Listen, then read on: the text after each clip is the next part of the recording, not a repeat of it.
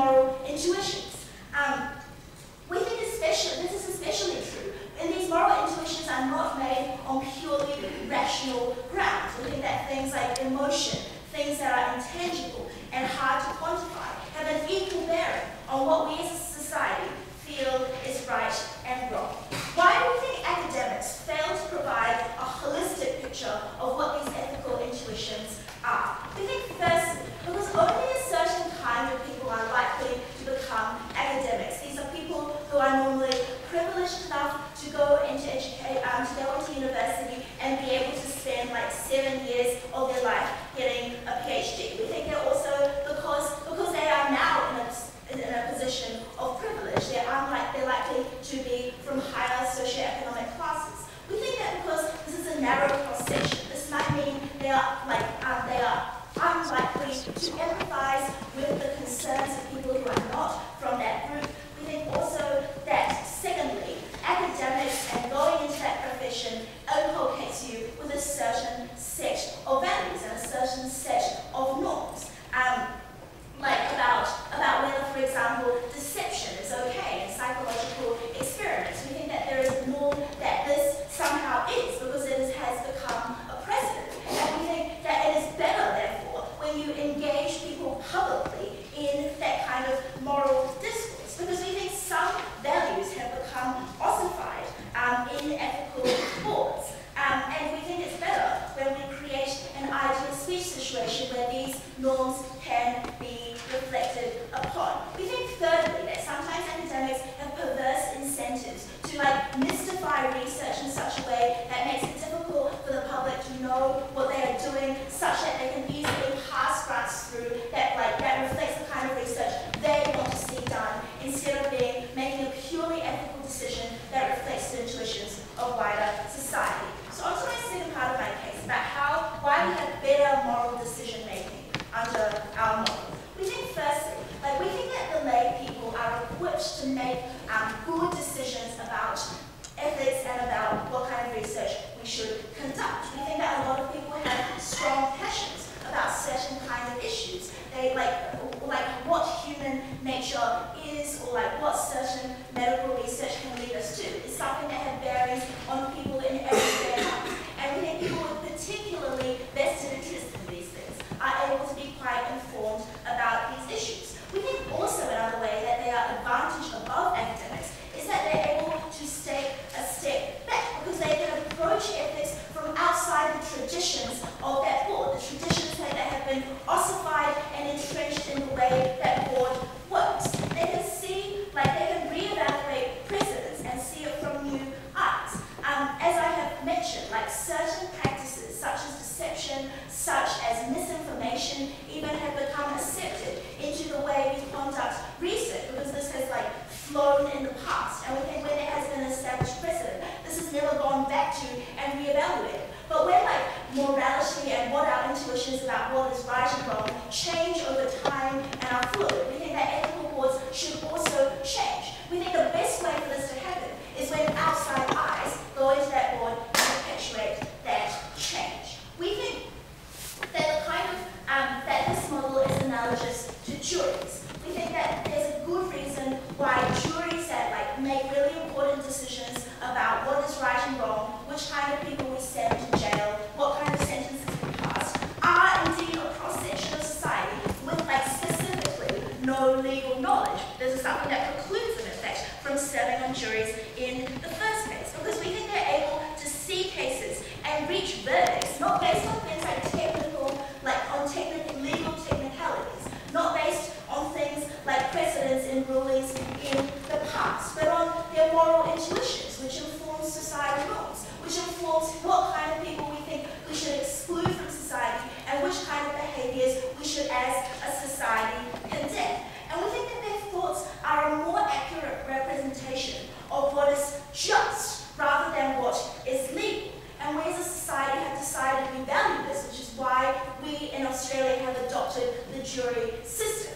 We think that this is analogous because ethical boards function more than to determine what is valuable research through a certain metric of one class of people who already have ideas about what kind of think when they prize things like objective knowledge, they think that like truth can always bring benefits to society. We think that there might actually be space to reevaluate this. We think that society might find it perfectly legitimate to decide that certain kinds of research are things that we don't want to include in what we study. For example, like funding about research about whether like there is like an intrinsic difference between races in terms of how their brains function. This might be something that has really bad social harms because it makes people treat different races differently. We think, but however, we think that like, because of an intellectual curiosity, academics might prize this kind of knowledge without really considering what kind of repercussions it has on the people that their research will actually affect the most. Mr. Speaker, we told you that academics don't value necessarily what society values and that these societal norms are the most important in shaping what kind of research we conduct. We're proud to propose.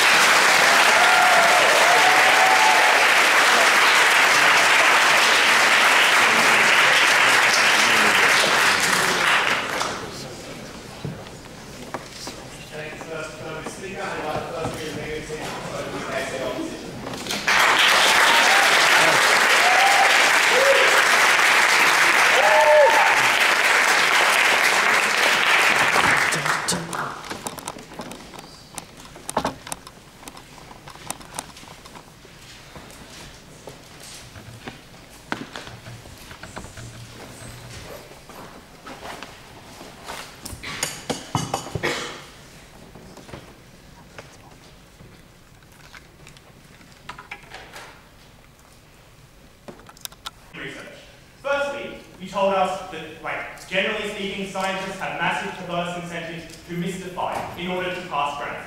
You made that worse, because scientists were fundamentally good people. They wanted to do research on whether or not, like, we could participate in certain medical operations. We thought that you were going to have scientists, when, like, issues were vaguely controversial, mystifying people more, because they had incentives to lie in order to pass those decisions. But finally, you told us more about the inculcation of ethical views.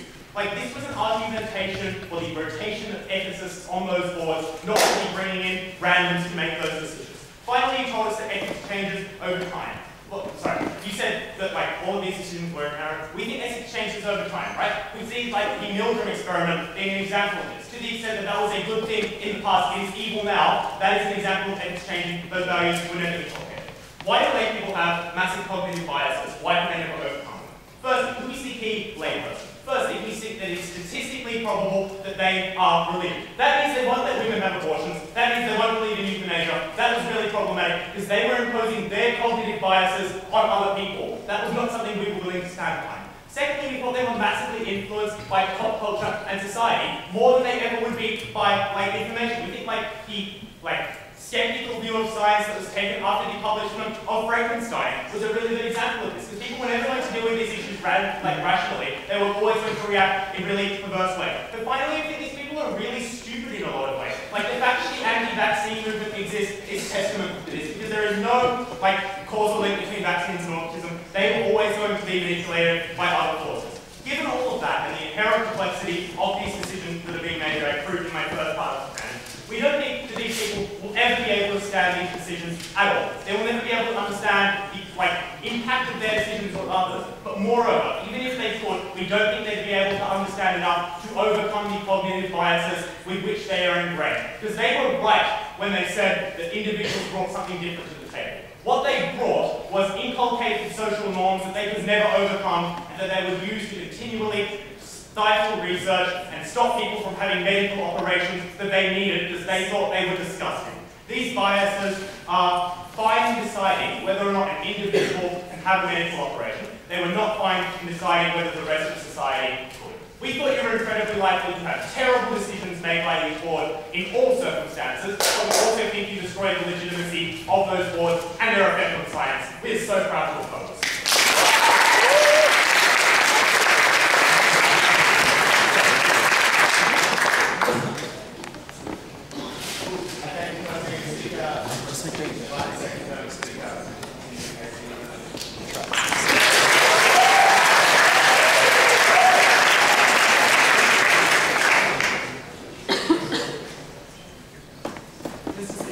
Judging the speech we just heard from the English team, we imagine that Sydney's prep room was probably quite similar to how we envision these ethics boards are, because they had one set of values that they happen to privilege about abortion, and they say that those values are just objective. We never have to question them, we never have to examine any of our what we say is that it is just not true to say because they happen to not value the life of a fetus, that means that is the objectively correct moral decision. We don't know whether we should have abortion outside of the house. What we wanted was the best kind of discussion where we had boards that reflected the most equal range of different value sets, rather than just privileging one specific set of wealthy white men and their values, and that's what we want you on our side of the house. The first thing to look at is deciding that some moral laws in society are equal. If Sydney thinks that they can prove that things like racism or abortion are objectively bad, let them rationally prove it to the people in these deliberations. If they don't think they can rationally prove those things, that probably indicates that they're privileging those things arbitrarily, rather than because there's an objective reason to do that. We also thought they were bafflingly uncomparative on this issue, and that if it is true that society has moral norms that we can't possibly dislodge, it is probably also true that the specific subset of society that involves very specific groups of people with very specific value sets also have moral norms that are going to be negative and going to bad that group of people. So explain to us not just that people are imperfect coming to reasoned conclusions, but also why you think that this group of elites will make better rational decisions than the general public. So now on to this issue of the extent to which we think the general public has a stake in research, because Sydney attempted to tell us that for some reason, the exploration of information that's distributed to everyone in society is somehow something we don't have a broad interest in. So the first thing to say is that they wildly mischaracterize the nature of the way this research is funded. As we told you in Jesse's speech, we were largely talking about public research in publicly funded or subsidized universities, where the tax dollars of people with a broad range of different ethical value sets were being spent on that research. We thought that was a good reason why the values that research represented should also reflect the diverse range of values. But then they told us that we don't need this particular kind of democratic input into the system, because we have political democratic input that is fine. Recognize at the start, Mr. Speaker, this is wildly in tension with the rest of their material. Why is it the case that we can make meaningful democratic decisions about these kinds of moral issues, but somehow we can't make those decisions when we get into the context of the system? But then they tell us the issues that we were dealing with in this particular context were just too complex for the puny little brains of the outside this room.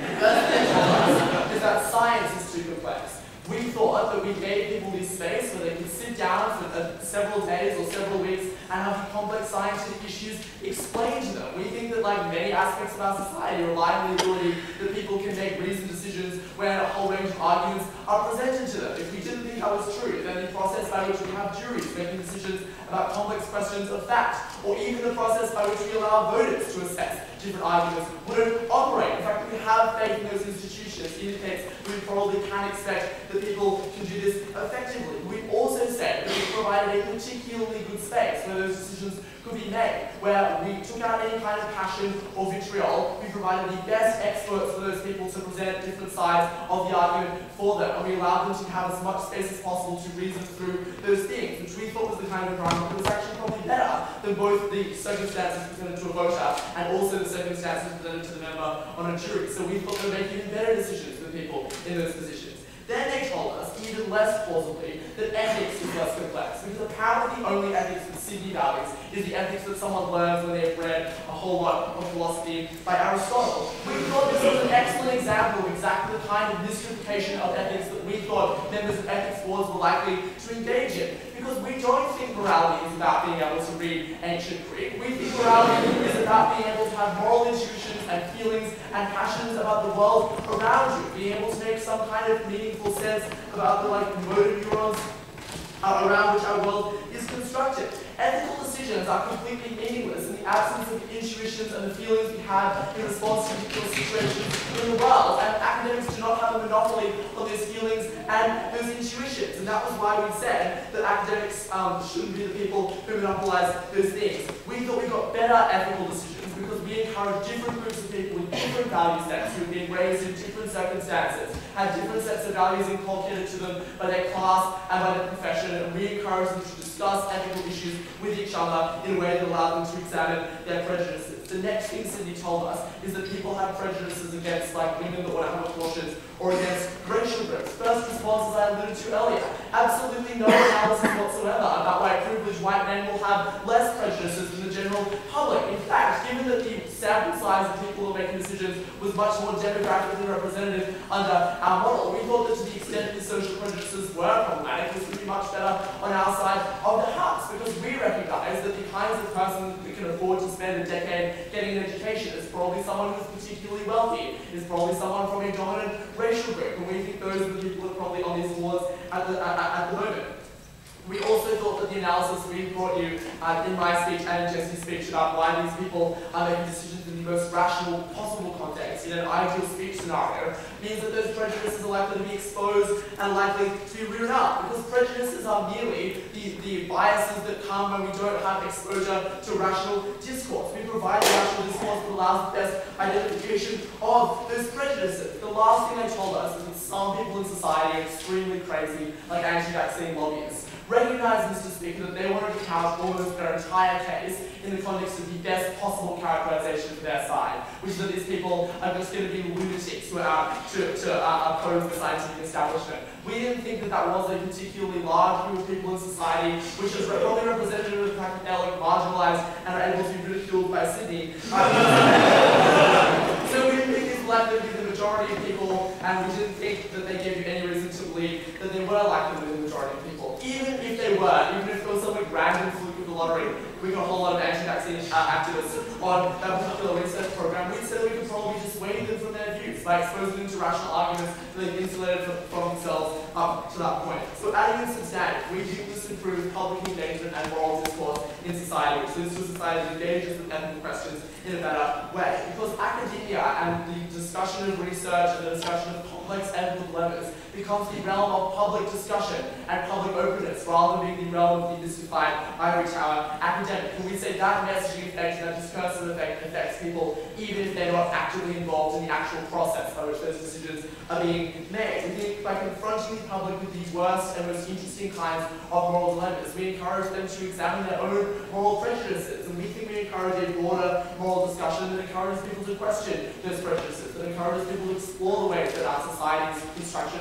of morality might be rational or might be able to be improved by engaging with other conceptions of morality. So we think that that process, by which society as a whole is able to engage in ethical issues more effectively, is likely to mirror to some extent the extent to which we think that happens within the speech context of the particular boards we were creating. So at the end of this speech, Mr. Speaker, recognize that Sydney has done nothing to establish that experts that follow a particular value set, a particular demographic group, are going to somehow be less prejudiced, be more equal in their moral decisions than ordinary people. Morals are democratic, so should these decision boards, and that's why I pass over to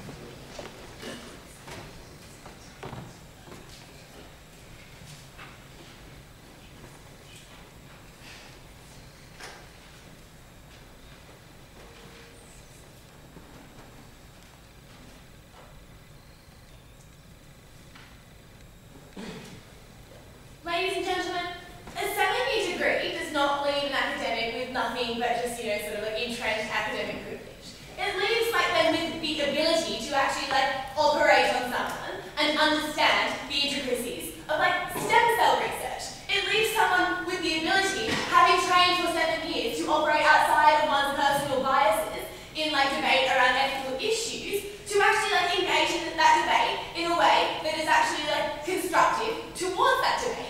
We think that it is very dismissive of the affirmative team to say that all you get out of 7 years of tertiary education is just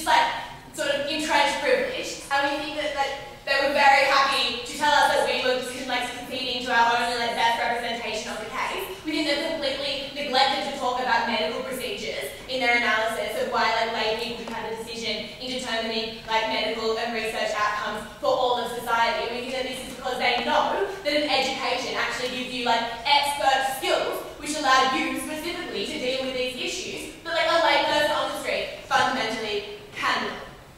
So first point of discussion, then I have a bit of like integrated structure going on today, is to do with why ethicists can indeed make objective decisions about a lot of these issues. So we think it is very easy to have an objective discussion about like why bodily autonomy is really important. And we think that like to the extent that you're always able to opt out of decisions which allow you to like exercise that autonomy, you're never going to be imposing decisions on individuals in that way.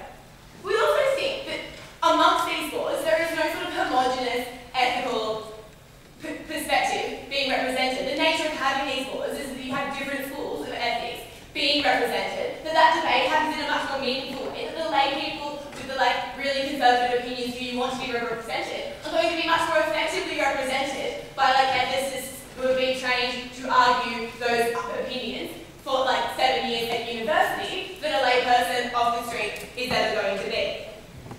But to like the extent that we were ever going to compromise conservative religious values having an impact on like all people in society's ability to opt into procedures like abortion, like stem cell research, like sort of transgender operations, we were very happy to shut those opinions out because we think we never forced those religious people to like undergo those procedures. But in letting them have a say in the decision as to whether other people do, that was like inherently ethically problematic. Next point of questioning to do with like representation, because this speech is going to be split up into masses of like effective representation of all points of view and then like the efficacy of ethics boards overall. So to do with representation, we're going to talk now about the right of society to actually be involved in these decisions. So we heard from the affirmative team that because research affects all of society, the social norms that like society upholds deserve to be represented in the decisions as to like where research is directed and the decisions as to like which medical procedures doctors are allowed to carry out. So firstly, we would state that social opinions are like not homogenous, that the way that we decide which are more important is through democracy, so that sort of mechanism already exists. Secondly, we think that the lay people they're going to have in this like jury-like panel are definitely not going to be representative of the like diverse range of opinions that exist, because this homogenous norm is a fallacy.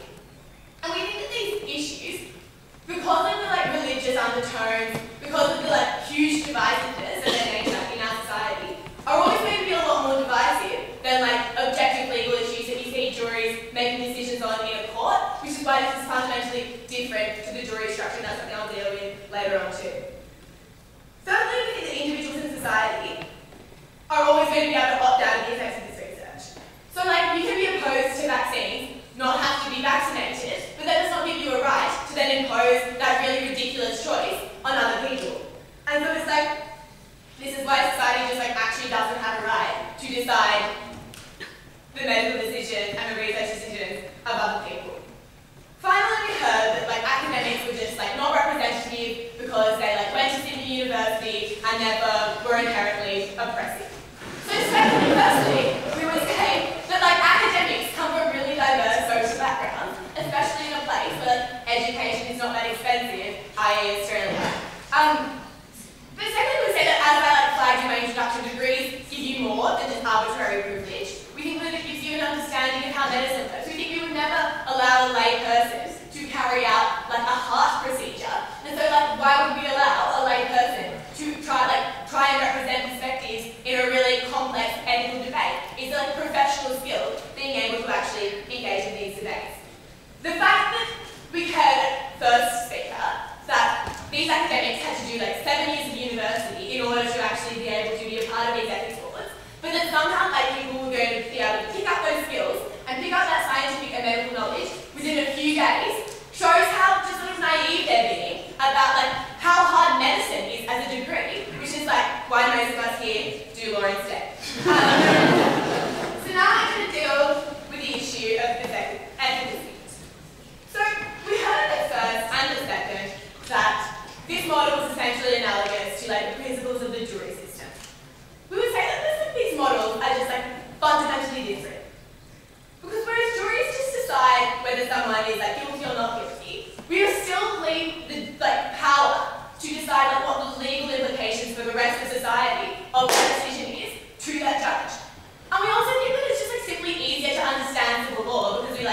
by it every day than it is to understand complex medical procedures. Again, like, I'd say medicine's probs harder than law. Secondly, we think this actually compromises the lay people on this panel. Because we think that, like, by virtue of what the affirmative argued as to lay people being able to have these decisions explained to them and have, like, all of the sort of preparatory material explained to them, that they're, like, inherently influenced by the panelists in that structure anyway. So we think in a world where we did accept that the lay person was able to operate outside, like, their their inherent biases, they're still overwhelmingly underprepared to make these kinds of judgment calls. We think that firstly they're dealing with issues they've never had to deal with meaningfully before. They're dealing with, like, the ethical options that everyone in their community is going to be able to have. And we think that this kind of, like, responsibility is incredibly morally confronting. Secondly, we think that they're never going to be able to have an efficient understanding of the medical research and issues. They're going to be reliant on information communicated by other board members, and this is like, so like, they're going to be inherently influenced by those board members' perspectives. So in the, like, best case scenario where these people weren't throwing the opinions of, like, highly qualified professionals, they were never going to, like, get the benefits that the affirmative team want. We think that, like, thirdly, they're going to always be subject to the coercion and overbearing personalities of these panels. We think that the fact that the affirmative told us how mystifying academia can be means that these panels are not going to be very, like, inclusive places. They're not going to be, like, making these issues really easy to understand, because we think that, like, these issues aren't easy to understand. So we think that when they themselves don't have decisive opinions, but, like, that are big built on religion or whatever, they're going to be easily coerced by these pushy things. And we think that, like, either, like, people are going to override the judges or they're going to concede, and there's no benefit, but still it's going to harm the efficiency of these panels. Like, people in these panels is a barrier to actual progress, and for that reason, we are very proud to oppose.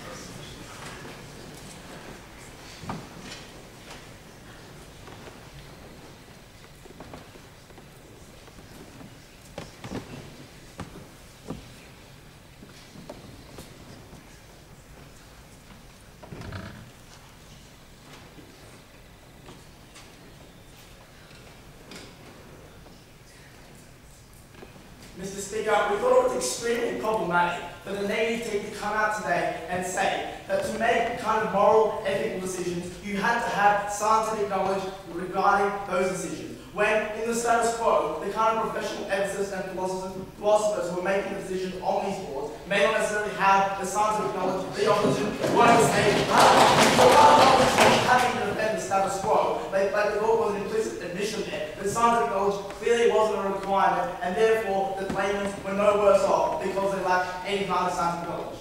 And secondly, Mr. Speaker, in response, the other thing that the second egg wanted to tell us was that these people, just because they started 7 years, doesn't mean that doesn't mean they share a different kind of value system, because they're still people as well. Well, Mr. Speaker, you don't just suddenly jump into these kind of degrees and spend 7 years. It's your whole upbringing, the way you've been brought up in a wealthy society, the kind of studies you've done which has shaped your values throughout your underlife. So it wasn't in addition for them to say that these are really normal people who just spent 7 different years, because we think that the fact that they got those 7 different years was premised on the fact that they held different value sets, which only those people who went into that profession held, and that's why, Mr. Speaker, we thought their views were not an accurate representation of society, Mr. Speaker. So let's look at the 3 big questions of today's debate. Number 1, are laymen able to make good ethical decisions? Number 2, do these professionals on ethics boards have biased views? And lastly, does having a broader diversity of views lead is more beneficial? So on to this first question of, are laymen able to make good ethical decisions? So number 1, the first response we heard from Sydney was that laymen make decisions based on emotion, like the ethical decisions based on emotion, and that's really illogical. Well, Mr. Speaker, they never explained to us why making decisions based on emotion was so problematic in the first place. What we tell you, Mr. Speaker, is that because ethics are attuned to what you believe as a person, emotions were a really key part of that. Your religious views were a really key part of that. So in so much as your religion and your emotions shape your views on right and wrong, we thought it was a really valued part. So we don't understand why emotions can't be helping to make good, rational decisions. Secondly, they told us that actually individuals can make decisions via voting, and they said they can just choose from political parties. Yet this was never raised again by the second. And we said if they have to allow individuals to make the decisions via voting, why aren't they happy to allow them to have direct representation on these political boards? The third reason they gave us why they couldn't do it is because of this lack of scientific knowledge. But Mr. Speaker, that was contingent on them proving that scientific knowledge was a requirement in order to make that ethical decision. And it was that link that was never proven to you, Mr. Speaker, and that is the reason we must win this debate. And the last reason that they gave us that second day was that because these people received information from the panelists themselves, that they had to be informed on the procedure. Therefore, there was somewhat bias or somewhat their views were impacted upon by these panelists. When we say on the comparative, the fact that these panelists are now forced to justify their views to other people, and not just the people who were born and brought up the same way, with the same set of views, that was a marginal benefit we were happy to have on our side of the house. The second reason they said why Ravens can't make the decision is because they're more attuned to things like religion, popular culture, and general society's views. But again, Mr. Speaker, we never heard why having a greater proportion of being more affected by those kind of things was mutually exclusive with making good, rational decisions. On the contrary, Mr. Speaker, we told you that when you are more attuned to regular societal views, because ethics was a societal construct, you are more likely to make good ethical decisions. And the last response we heard about why laymen couldn't make good decisions is because some laymen's views might be more represented or underrepresented when compared with professional emphasis. But Mr. Speaker, I bring you back again to the comparative. Even to the extent that when they get on these boards, they may not have quite a big say because against professional emphasis, at least they'll have some say, and that was a comparative benefit we were happy to have on our side of the house. Now to the second question of the debate, and that is, do these professionals have biased views? The first reason that Cindy gave us was these people are inherently good, scientists are inherently good. We've put so many examples of where science has led to really bad outcomes, when really crazy people, because if they never had to engage with ordinary members of society, had come up with crazy experiments which harm people, and that analysis never held true. And secondly, we believe that the next reason they said is that scientists actually come from a diverse variety of backgrounds. But two responses to that. Number one, we refute that on the basis that you have to have a certain amount of wealth and a certain amount of education to get into that 7-year degree. But number two, Mr. Speaker, even if we accepted that they come from different backgrounds, Jesse and Tom told you that when you entered into that profession, you were inculcated with a certain doctrine of views. How did it occur? We said that when you work within a specific area, such as medical research, all you see are things based on medical research. You only see views supporting your own views, working with people who share similar interests and similar values, and that's why we thought it was inculcated. So, Mr. Speaker, we gave you 3 responses to that in the end. So there were similar types of people who went into these professions. Number 2, they were inculcated by the profession. And number 3, the fact that professional emphasis were validating the work of other professionals. We thought that was another reason why when you have professionals validating the work of colleagues and professionals, that opened the potential for other kind of diverse incentives in decision making, which laymen wasn't attributed to. The next thing they said is that actually the decisions of these ethical boards don't have to affect all people, and you can simply opt out of them. 2 responses to that. Number 1, as Jesse characterized today's debate, this is about publicly funded research. So everyone pays their tax dollars, therefore in some part, even if they weren't impacted by the outcome, they contributed to its provision. But number 2, we said that even that aside, Mr. Speaker, you can't opt out of knowledge. So the only example the opposition gave us was abortion. We never heard why ethics panels led to people choosing not to have an abortion. That being was never proven. We told you the kind of decision ethics boards made, whether to start a new research program, as Jesse told you an example of whether some races are like genetically more intelligent than other races. That kind of knowledge you can't choose to opt out of. Like once you're aware that like white people are inherently smarter, when you see a black person, you treat them differently just inherently, and you can't opt out of that, Mr. Speaker, because knowledge is impossible to opt out of. And thirdly, Mr. Speaker, we said that even if people actually weren't impacted, even if they accepted their case on this side of the House, we told you that on the comparative, even these professionals had to shape their opinions to convince a broader spectrum of society that was always a better decision-making process. So now to this third question, Mr. Speaker, of does having more views actually is more efficient and does it have benefits? So the response we heard from Sydney is that some people are just crazy and like therefore their views should not be respected. Two responses to that. We said that number one, to the extent that some people were crazy, like deliberate discourse between them and professional ethicists, allow these crazy views, like people to show that crazy views are wrong and allow other people to change. And number two, we said that to the extent that people were crazy, perhaps that was a representation of society, and it wasn't the right of like these big, old, white, rich ethicists to tell them that they were just crazy and their views were wrong without actually engaging them on an active level. So because, Mr. Speaker, we didn't believe the ability of you to go to Sydney University was mutually like you could only make good decisions, we're proud.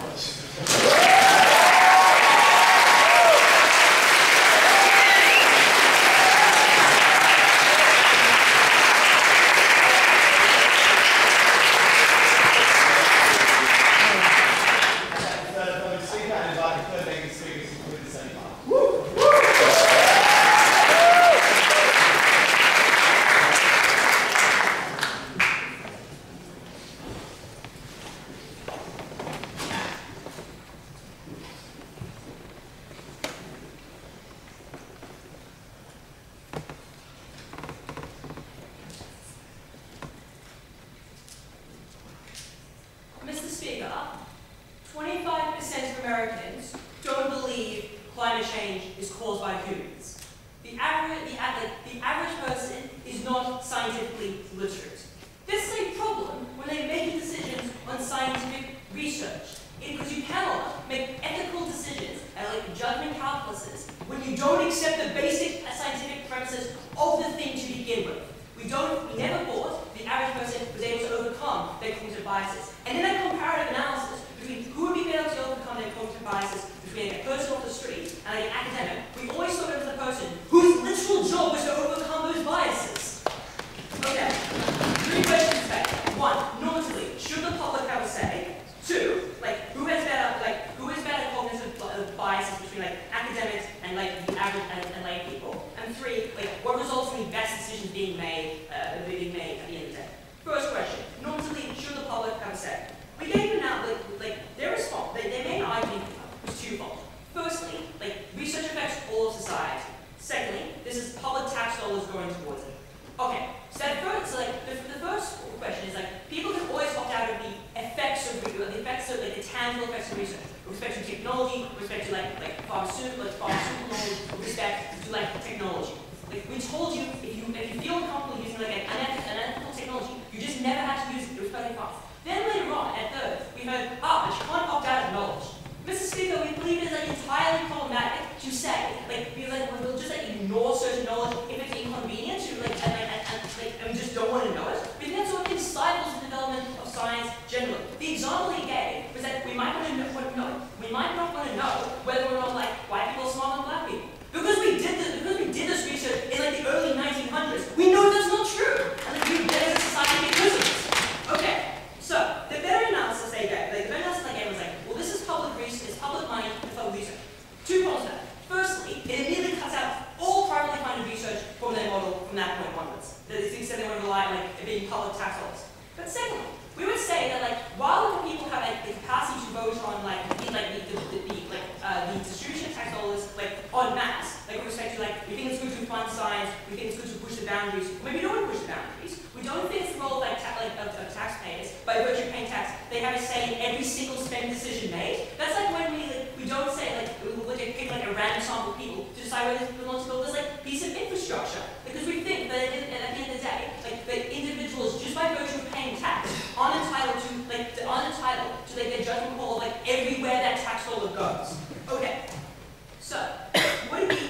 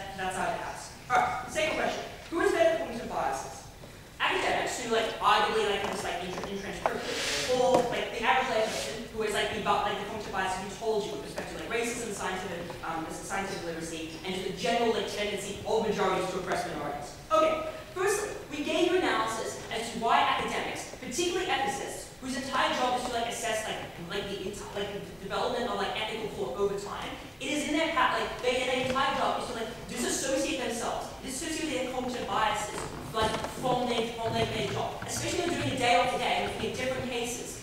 To the extent that they are not able to do so, we think they are probably better doing it than someone whose job isn't to do that. Okay, so other nuance of the game is why academics were problematic was that they ossify certain value sets. A few problems with this. Firstly, we just don't think that's true because science and ethics are entirely hugely contested areas of debate. There are entirely different musically consistent views on ethics. There are plenty of ethicists who oppose abortion on purely rational, logical grounds. We just prefer those sort of debates to take place rather than people who oppose abortion or euthanasia, not on grounds based on sort of ethical thought, but rather on religious or emotional thought. Okay, second response to why it's not an issue that why those academic debates aren't ossified is even to the extent they were, that is arguably a good thing. Why is it a good thing? Because it creates consistency across the board. It means that a person, people may have access to certain medical procedures, but one person will be denied a medical procedure just because they got a different layperson on their panel, right? We think that consistency is inherently a good thing. And also in terms of research, allows for greater planning, way to fund research, because it means research being capital intensive. It's difficult to take risks. And if you start researching and it gets shut down by an ethics board, just because you've got a different person on the lay team. So what do we bring you about the average person? Well, they wanted to reduce all that characterizations, the culture biases, as obviously only a small amount of people oppose vaccines. We're happy to ignore those people, those small stakeholders. Yes, but it's emblematic of the wider problem of the average person not being able to fully understand science. They have challenged us to explain what the link between scientific knowledge is and ethical understanding. We think it's firstly, we think it is important to understand the basic scientific and medical premises of the discussion in order to make judgment calls as to whether or not to adopt those procedures. And second, as a basic prerequisite, we always have a better discussion when you actually know things about it instead of making judgment calls. And you can see that in things like stem cell research, in that you need to understand the nature of the fetuses that stem cells are being harvested from in order to make an ethical judgment as to whether or not taking those from the fetus is actually killing it or not. We think that's really important. We gave you analysis as to why people in those circumstances, not being professionals, are likely to be overwhelmed or confronted by the moral realities as they receive that. We heard no response to that whatsoever.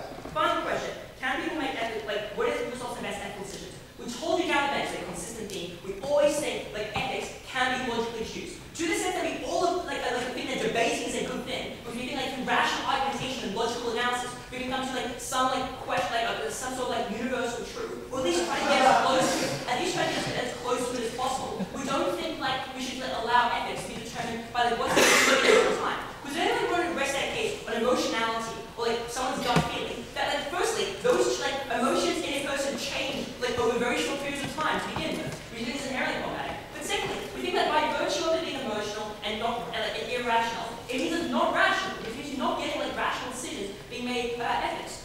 They want to ridicule us for asserting that people should have a basic understanding of moral and ethical thought over time. And as much as they want to attack Aristotle and Kant, they had some pretty interesting things to say about natural experimentation or utilitarianism, which I think are pretty useful tools in assessing whether something is ethical or not ethical. So do we think to the extent someone has that knowledge, they're probably a better place to make those logical decisions over whether or not something is ethical or not. Finally, said academics have an incentive to mystify information. To the extent that is true, you're only increasing the incentive to do that. Instead of mystifying the public at large, they're now trying to mystify the people on the panel. And finally, on the issue of whether it allows academics to try to justify the behavior. We think you will always have better debate when everyone understands the issue of debate. And you don't have to spend a few days explaining the basics of how stem cells work.